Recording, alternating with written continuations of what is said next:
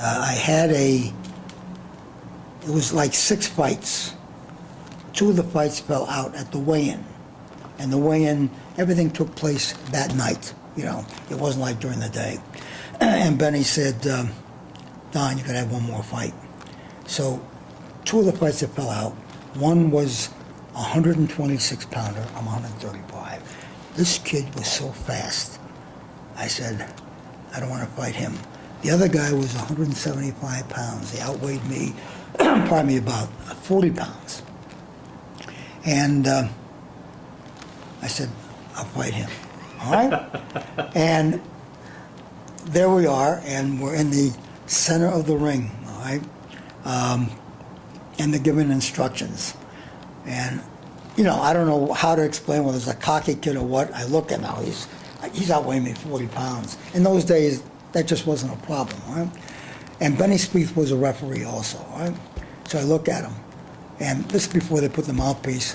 I said, don't forget who's paying you after the fight.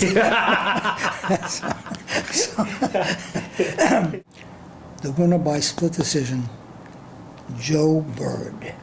Remember Chris Bird? Mm-hmm, yeah. His father. And the promoter says, Don, we've got a problem. In those days, again, the doctor would just come, and and I got there about 4 o'clock, and the weigh-in was going to be about 6.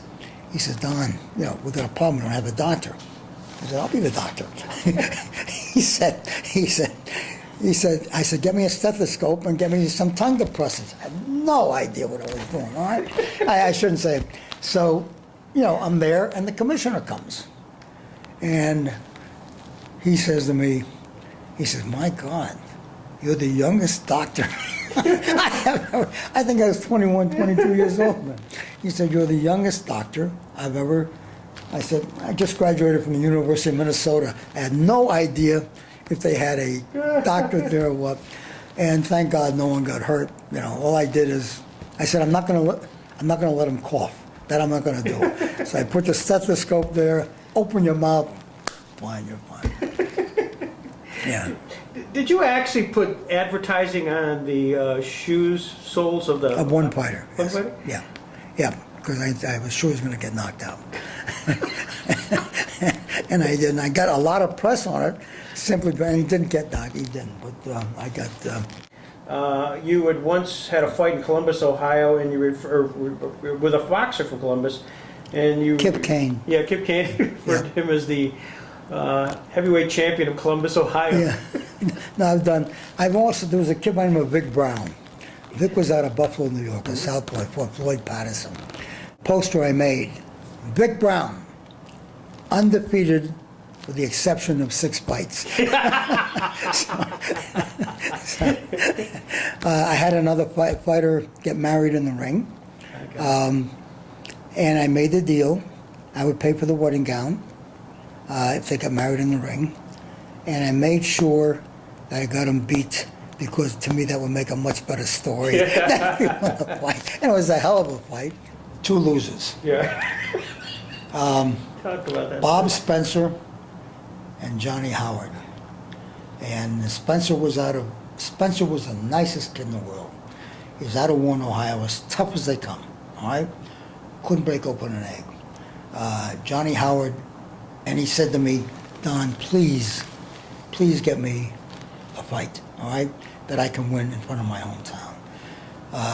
Spencer was, I think, 0-13.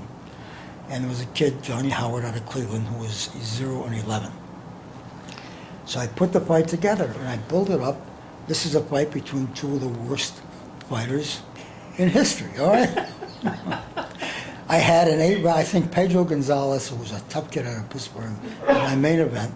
So I put this fight together, and the sports editor of the Warren paper was just, all of a sudden, you know, this was incredible. I got a trophy about this tall, and on it I had, without the name, to the world's worst fighter, okay? And the picture in the Warren paper had Howard on one side, Spencer on the other, both standing up, and I'm holding the, you know,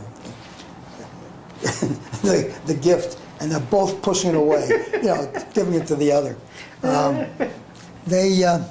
And in those times, you know, guys were getting $100, $150 for 4-round fights. And I think I gave them $100 a piece. And the fight was incredible. It was, I made it the last fight of the night. Yeah, and there's this big trophy standing there. And it was a war. All right? A war. The decision was a draw. I want you to come down and fight him, but you can't use your name because he's already stopped you, all right? I can't do that. Johnny, all right, your name is John Johnson, okay? You understand? Okay? Yes. All right? We're there in the dressing room, and they give him a contract, you know, that he's got to sign. All right? J. Now, in those days, they didn't have, you signed your name, you know, they didn't have the, so it goes J, O, H, N, J, O, H, and he's doing this out loud, N. Don, what comes after the N? It was, oh God, what a game. A Sunday afternoon ABC show.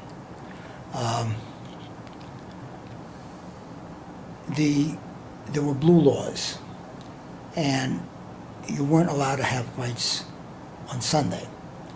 And the governor there allowed it on the basis that it was, you know, Erie. So I make the fight, and it's a TV fight in Erie, PA. And I had a top used car salesman. I made him the boxing commissioner. Duran's people had no idea that this fight was not allowed. None. I was contacted, and I handled it myself, all right? I had, and you know, the story's out, some people know it. The ring, the biggest a ring can be is 24 feet. It can be anywhere from 16 to 24, all right? Most rings are 20 or 22.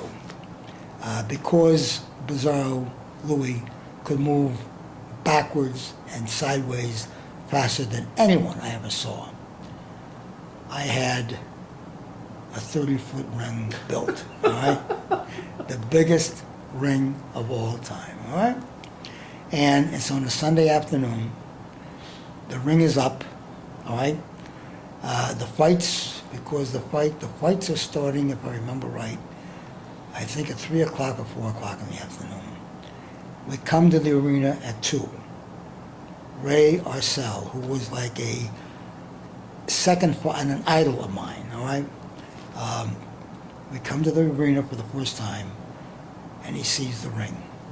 And you know, normally when you look at a ring, you look at a ring. Yeah. This ring, you look It's like a football field. and again, I thrill Ray Arcel. I mean, there's certain people that was like, wow, okay? Ray looks at that ring, and he looked down at me, he said, and I thought you had class. Oh my God. So I also had my own timekeeper, Bernie Blatcher out of Buffalo. And there were some rounds that were 2 minutes and 30 seconds. Rest periods, depending upon how the round ended. Some of them lasted, 90 seconds, all right? All I know is after the 5th round, the producer for CBS came down screaming, "You're screwing up our commercials. There's everything, everything is just been," and we're putting our own, timekeeper in there. I said, "You can't because he's not licensed." So it was the most screwed up. Anyway, he got stopped, but it was a hell of a fight.